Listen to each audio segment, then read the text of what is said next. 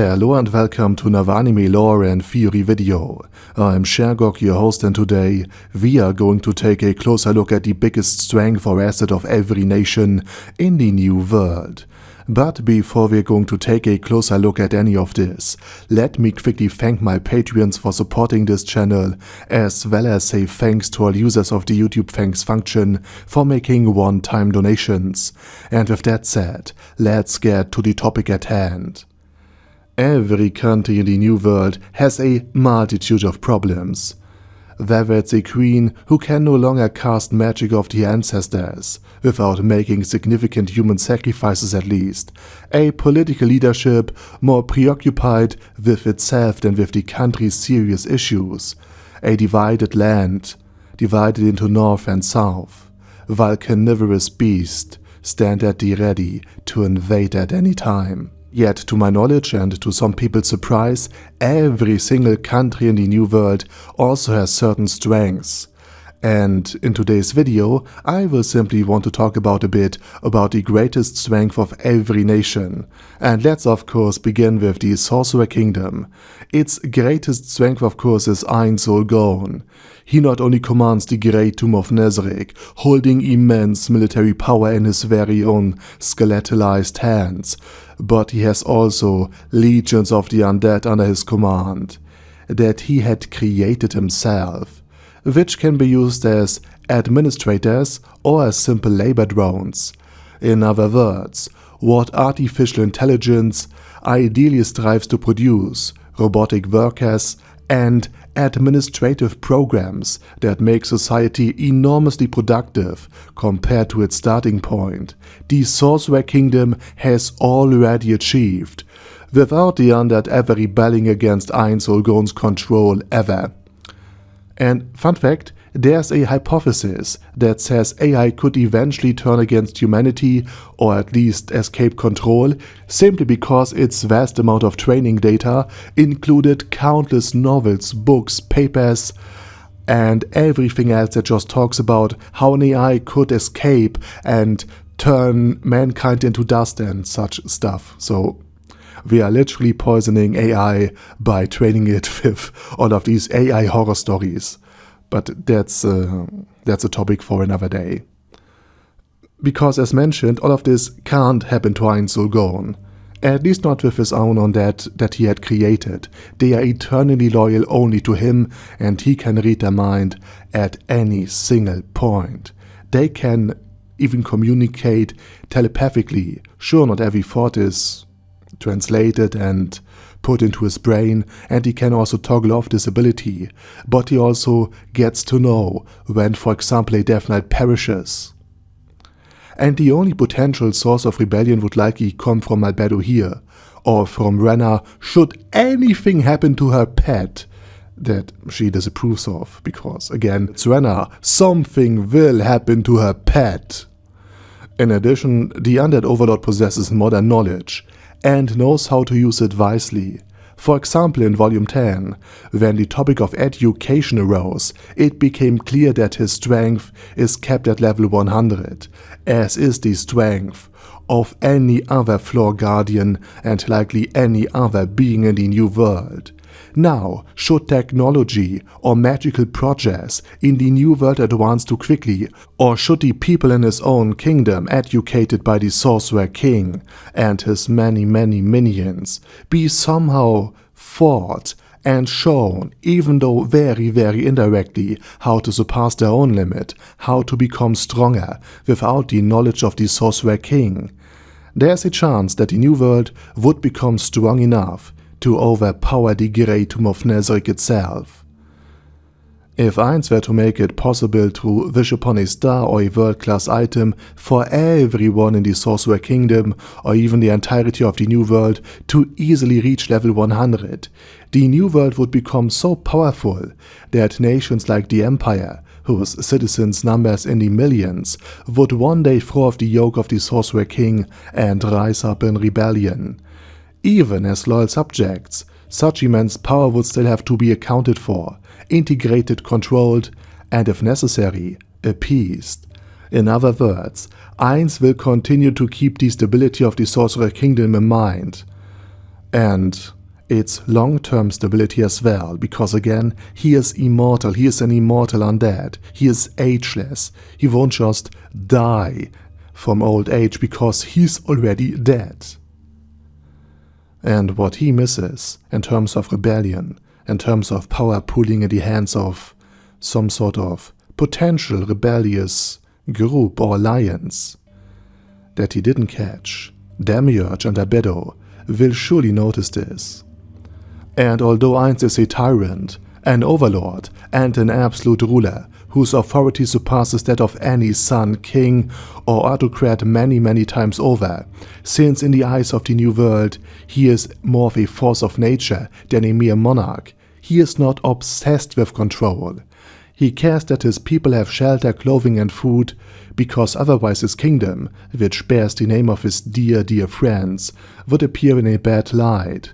For the same reason, he does not wish to start unnecessary wars, or the like, though that doesn't mean that he cannot wage them with absolute ruthlessness, should the country's interest be threatened, or if revenge is very much desired. But Ainz does not wish to tyrannize. He does not want to micromanage, to dictate everything to everyone, or to reshape, break, and remake them into reflections of himself or some ideal image of his. There's no selective breeding program, no attempt to recreate Japan, nor any linguistic re-education effort in the sense that now everyone must learn Japanese. Though the written language has certainly gained importance in administration, because it's the language of the Sorcerer King himself, but again, it's not forced upon the people. And ideally, Ainz wishes to rule peacefully over a nation of many, in happiness and prosperity, thereby honoring and enhancing the legacy of his dear friends. Next we move on to the Baharuth Empire, which has effectively lost or rather outsourced its greatest strength, Fluda Paradane. I know the man has become half mean by now and must probably be half senile as well, and even before that he had already managed to extend his lifespan beyond 2 centuries, but again Fluda Paradane was even more than Jerknev, the Empire's single most important trump card throughout its history. Fluda Paradane grew up during the invasion of the so-called evil deities and the subsequent defensive war fought by the 13 heroes. He came from a small, otherwise insignificant village called Bellmouse. But from the moment he witnessed a great magic caster demonstrating his own power in this very village as a little child, he was completely captivated by magic. That event left such a deep impression on him that he devoted his life entirely to study of magic, subordinating everything else to that very goal of his. Even though he was not one of the 13 heroes, and even though he was denied access to the equipment of the 8 Great Kings when he traveled to Eriantiu, Fluda had contact with Regret. He not only mentioned her himself, but also expressed hope that he had since this many years surpassed her. Both of them also used the same imperfect immortality spell to halt their aging, and even though that spell gradually degrades, causing them to start to age again, it still had allowed Fluda to live for over 200 years by now. In other words, this man is older than every nation that he had served until now, although he and the first emperor did not get along. Likely, and again this is just pure speculation on my part, because the emperor was a war veteran, fighting the evil deities, in other words fighting magical beings, and he was more likely focused on the military with its more physical fighting force and immediate necessities such as food, armament, and territorial defense when founding the very empire that Fluda came to serve. And Fluda's magical education, therefore, even with his gift of finding magical talented individuals, would take years before it yielded results. Nevertheless, he accumulated enough magical power and reputation that the Emperor simply could not do without him, and therefore he became the court magician. And therefore, in the long run, an excellent education system and a prestigious magical academy emerged, and thanks to this, the Empire was increasingly able to draw upon powerful casters, not only to integrate them into the army, but also to form specialized magical units. Thus, alongside hippogriff riders and an aerial force, there were also magical troops who, especially under Fludre's command, could eliminate enormous threats on their very own. Fludre and his students, for instance, managed to defeat and capture a Death Knight, a level 35 monstrosity. Moreover, thanks to the Magical Academy, the Empire enjoyed a greater supply of magical items, weapons and armor, as well as various artifacts that made everyday life so much easier for those who could afford them. Fludre did not only serve as a court magician, but also as a tutor, teacher and mentor to successive generations of emperors. And this is easily the biggest impact he had on the Empire of Baharuth, because in other words, he passed down knowledge from one generation to the next, ensuring that every single emperor was at the very least competent, and a truly gifted child like Jerknith was, through Fludre's influence, shaped from a rough diamond into a crown jewel of statecraft.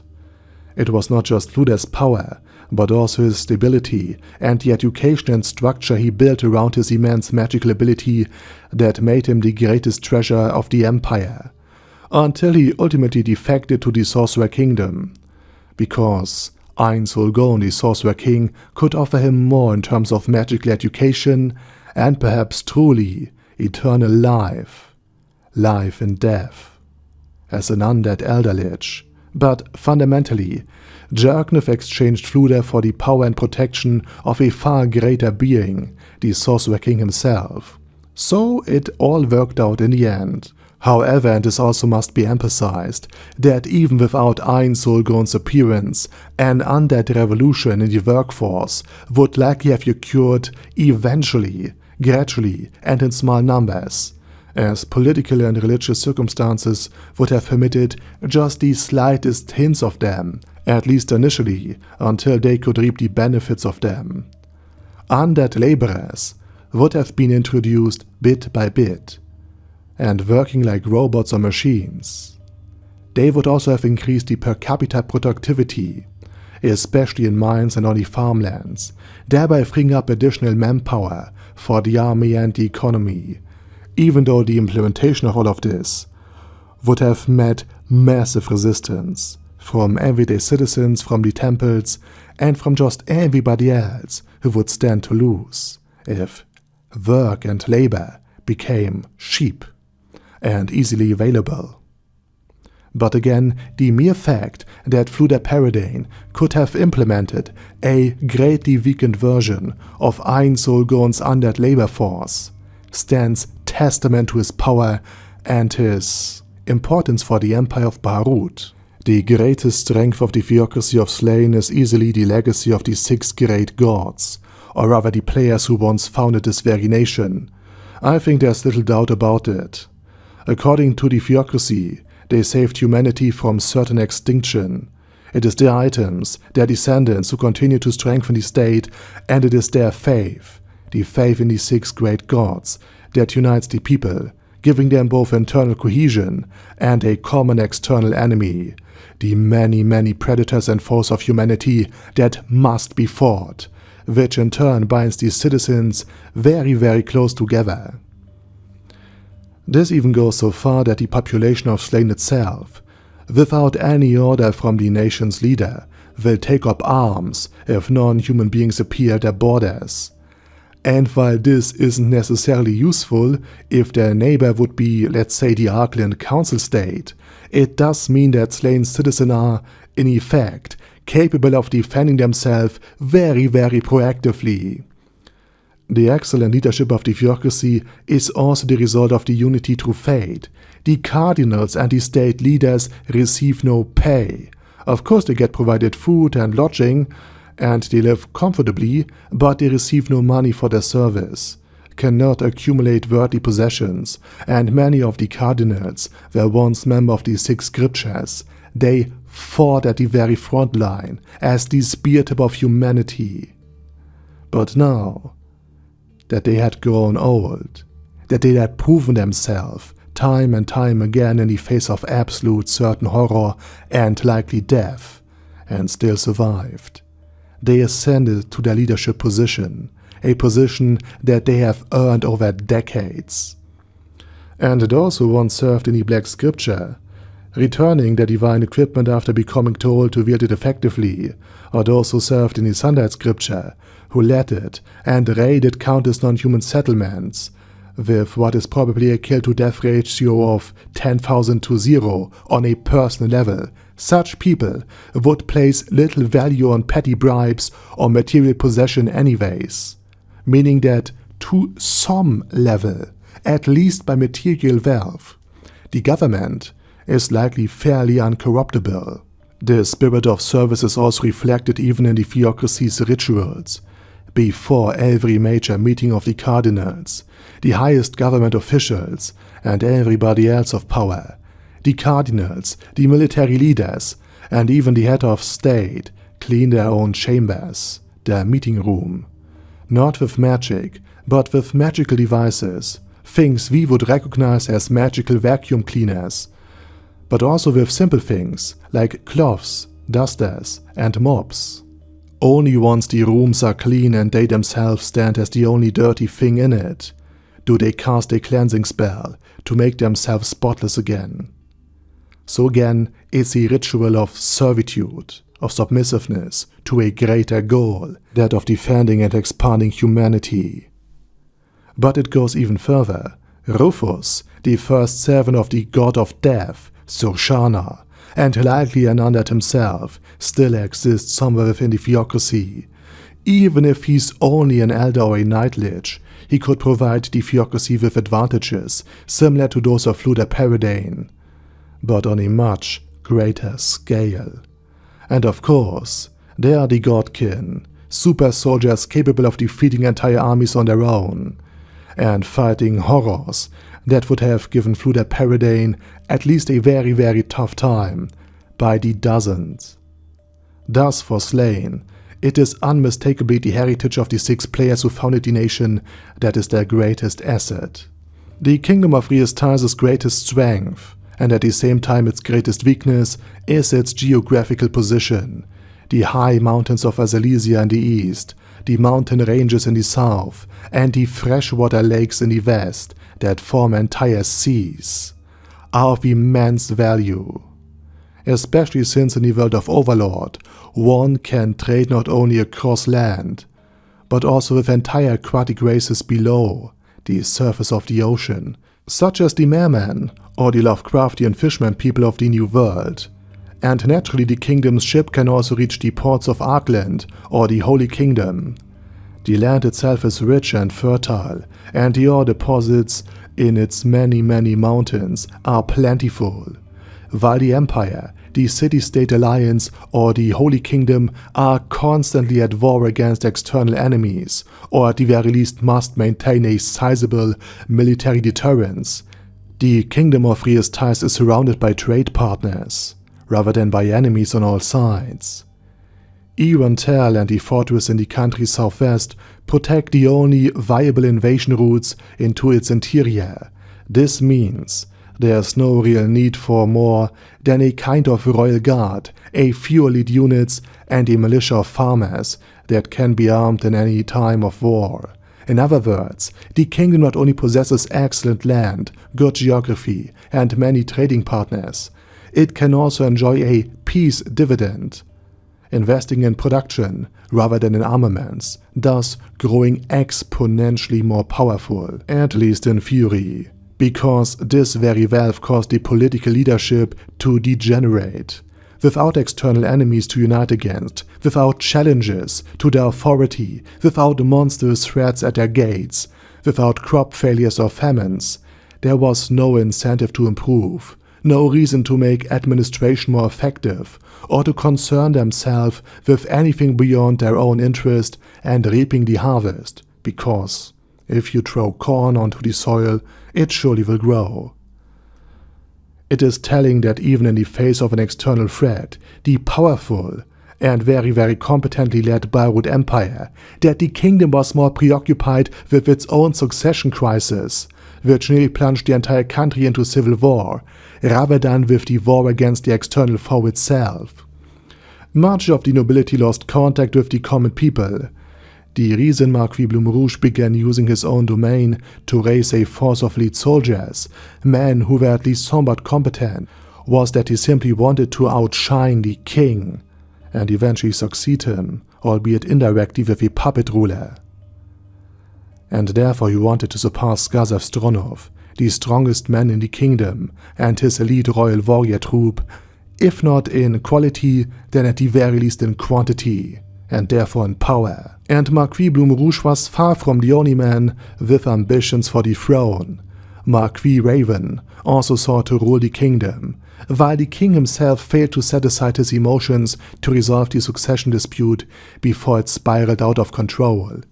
And it gets even worse, because even the idea of granting the Golden Princess, Princess Renna, real power and influence, seeing her as more than a political bargaining chip to be traded through marriage in order to form an alliance for at least some temporary stability and good relationships with one of the many great noble houses, showed how sluggish, lethargic, apathetic, and self-absorbed the kingdom truly had become.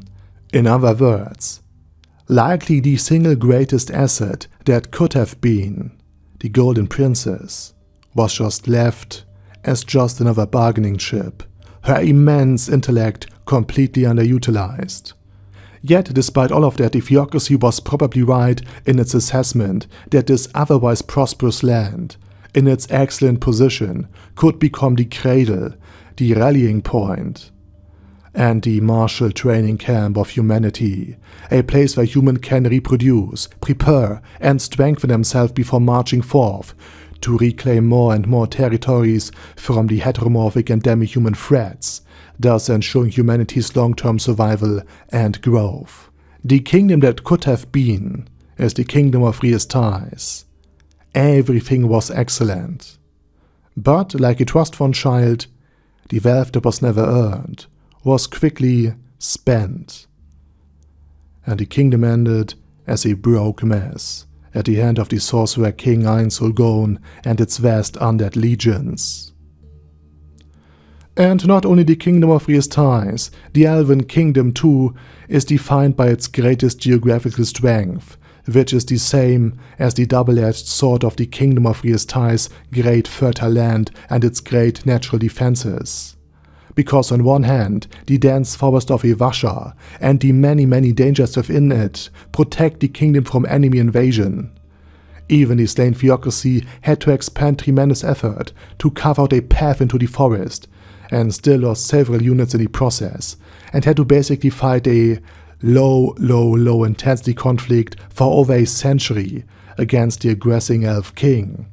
However, the extreme hazard of the forest, combined with the fact that villages must be separated by several days of travel due to their inability to farm the land peacefully and a subsequent need for large hunting territories, this also means that there is no true cohesive civil society.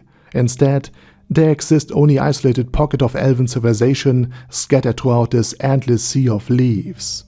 Only the elven capital is safe from monster attacks and has a proper defensive perimeter. Everywhere else the elves lose at least one person each year to the forest and the many dangers lurking within it. Next, we move on to the Council State of Argland, whose greatest strength is clearly the 5 Dragon Lords. Each of them is probably as powerful as the Godkin of Slane, and the Platinum Dragon Lord himself, Tsaren Dorcus Vasion, is likely the strongest being in the New World, perhaps only surpassed by Rubedo. And because of that, the nation he sits on the council is not only safe from the Theocracy and its humanocentric and very aggressive worldview, from the point of the many demi-humans and the many heteromorph beings living within the borders of the Argland Council State, but even from their own godkins, and from other Dragon Lords, such as Brightness or Cure Elim Los Malvar. Platinum is so powerful that his state, where he served as a council member, as one of the 5 dragon councillors, was even able to limit Slane's use of Godkin against third-party nations like the Elf Kingdom or the Kingdom of Re-Estize. Only when the Sorcerer Kingdom appeared did Argland become distracted enough that Slane could finally send Zeshi Zetsumai on a covert mission against the Elf King. The power of the dragons also ensures peace within the country, since internal conflicts between the different species are resolved with words, in council chamber or parliament, rather than in the streets with teeth, claws and swords. Because likely nobody wants to fight a dragon lord. At first glance, the Holy Kingdom seems to have little that could be called a major strength, but I think just like the Theocracy's unity through faith, here too a religious institution can be seen as the country's greatest asset, namely the Paladin Order, because just like the Theocracy's servants, the Paladins, foremost among them Remedios Custodio, see themselves first and foremost as servants to the gods.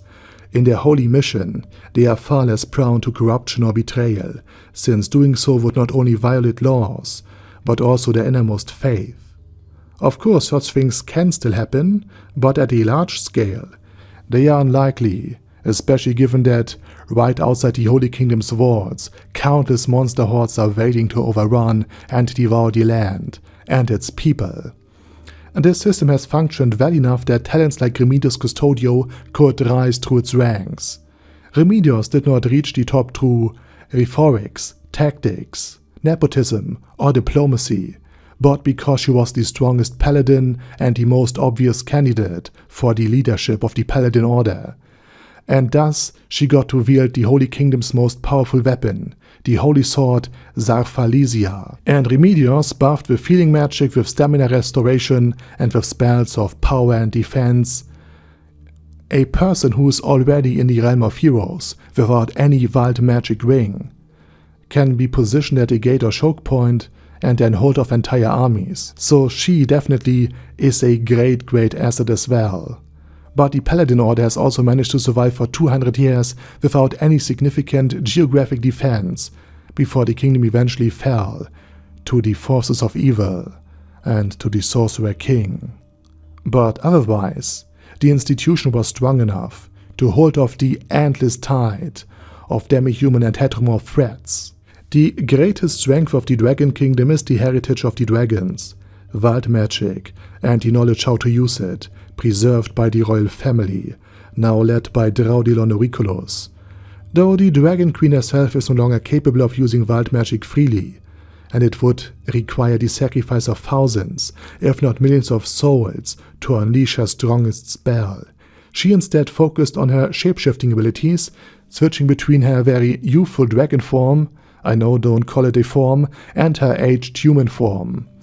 But this knowledge of the primordial magic of the world was once invaluable when the Dragon Lords themselves could still wield it freely. It helped establish the entire kingdom after all. And even today, the mere knowledge of wild magic and how it could function would be of immeasurable value to Einsolgon and the Sorcerer Kingdom. So while the royal family's raw strength is no longer enough to protect the kingdom itself from invading beastmen, Draudilon's diplomatic outreach to Ainz may already have laid the groundwork for a future alliance between the two nations. The knowledge of the Dragon Lords could even be traded for the permanent protection of the borders by the powerful Sorcerer King. Draudilon also seems to have reached a very high age by human standards, and thus gathered great experience in statecraft, economics and military matters. In short, the dragon blood remains an invaluable asset, even now, watered down as it is. The last major nation we have concrete information about is the Citystate Alliance of Karnazos, and its greatest strength of course is the alliance itself, the unity between the individual city-states. Without it, each city would have fallen one after another to external enemies. Just like the Dragon Kingdom, Karnazos is attacked from the outside, but despite the inherent selfishness of the many city-states within them, they have managed to hold together, even if barely so. The necessity of this alliance is deeply ingrained into the mind of any one of the leaders. Much like ancient Greece, the alliance is also united through a cultural sporting event, roughly equivalent to the Olympic Games. And while Sparta, Athens, and the others never managed to maintain a lasting alliance, the city-state of Kanasus have succeeded, overcoming even species boundaries to preserve their unity and thus their ability to defend themselves and not get eaten by enemies. And this event also seems to have attracted powerful warriors, which in turn strengthens the country's overall defense. And even the Silver Thread Birds, an adamantite-ranked adventurer team, choose to leave the Empire to serve the Citystate Alliance of Kanasus, rather than to go to Argland, Re-Estize, or the Theocracy of Slane, after the Empire submitted to the Sorcerer King. And with that said, we have covered every major nation with noteworthy lore about it, and maybe a small addendum about the Dwarven Kingdom. I first thought about mentioning runecraft, but magic has little relevance in this regard there now, because all of the rune mages came to the Sorcerer Kingdom, and they just use tier magic like everybody else does. And basically had become Einsulgon's personal pet project, so therefore runecraft is not something I would grant the dwarves as their greatest strength. Moreover, the Dwarven Kingdom currently consists of only one single city, still rebuilding the rest. However, their smithing skills and knowledge of ores and metals are likely their true strength, alongside their alliance with Einsulgon. As for the Quagoa, their greatest strength was the leadership of Periuru, who managed to unite them for the first time in their history. They were just in the process of establishing a nation before being decimated by Sheltier, because of a mere miscommunication. Periuru's merit-based system, where he distributes ores, that made the children of their powerful and most loyal warriors and administrators incredibly strong, was a very great idea, and his knowledge of basic agriculture and animal husbandry helped his people as well. So it was an emerging state there that also saw success on the battlefield, and that was capable of not being wiped out by the frost dragons, but rather being just a subjugated species, at the very least for now, while they are still weak, and while they still lack the numbers to rise up and overthrow their dragon-based rule. However, the project never went beyond the status of a tributary state under the Frost Dragon, who themselves were merely servants of Olersirdar Khalil Jarl, rather than an independent power. And while I think after a battle between Frost Giants and Frost Dragons, Periuru might have succeeded in at the very least overthrowing the Frost Dragons and kicking them out of his own emerging nation, I don't think that he would have succeeded in subduing Olersirdar Khalil Jarl and the other Frost Dragons just on his own. As for the Frost Giants, they are Frost Giants. They are powerful, they are roughly on par with the Frost Dragons, but not much more is known about them, other than they too were subjugated by the Sorcerer Kingdom and its powerful undead king. The Lizardmen had some great treasures, and Icy Burst became a meme for reasons, but in truth, they were just a collection of tribal villages and not a unified state in any means and shape and form. And regarding the realms deep inside the continent, such as the Goblin Kingdom, we know very little about them, and we do know equally as little about the other undead rulers and their small undead kingdoms that they have carved out. And we also know very little about Cure Elim Los Malvar and the Corpus of the Abyss that he dominates. And this is all for today. And now it's your turn. What do you think about the topic and about today's video? Let me know it down in the comment section. And while you type, I say thank you very much for watching, and thanks to all of my Patreons for supporting this channel, and as usual, I say my special thanks to Other Daddy Other, ASK, Bad Guy Ye, Bad Burrito 316, Beezer, Ben C, Brandon S, Brandon D, Chrissy, Crowley 0221, Sia, Crystal Prime, Dead Slime, Death is Mercy, Deathless Dragonlord, Demon Xenomorph 1987, Devin Downen, Ding Dong, Din Pep, Dragonlord Placido Saxophone, Duckwagon, Dunkler Krieger, Dystopia II, Enigmatic Unicorn, Thiralchivan, Guy with That Head, Hector Marino, Hoss, Haster, Jacob G, Jana B, Jason, J. Morris, Chromius, Kyle R, Lee K. Long, Legendarius, Le Louche Britannia with a Mustache, Lexus Fox, Lord Nishikian Rai, Lord Touch Me, Lothrazer, Merovec, Mr. Shoes, Mr. Tweaker, Michael R, Michael Y, Nope, Oh Hell No, Normal Toad, Oh Kill, Overlord General Gasper, Paddy Pentum, Personage, Ruru, Primus 11, Rhinomere, Q&A Karakos P, Shergox's Daddy, Shadow Lightning Wolf, Shrine Keeper, Sir Axolotl, Super Tier Magic Batista Bomb, Supreme Cheese, Staris, Ted, Texas Deer, The Orc Warboss, Rocket Smasher, T.E. Wang, Vash Hawkeye, Vegito27, Venture Fanatic, Wilhelm, Xenokai, and Sonagon. Thanks guys. Anyway, have a nice day, and I hope to see you all again soon on my next video.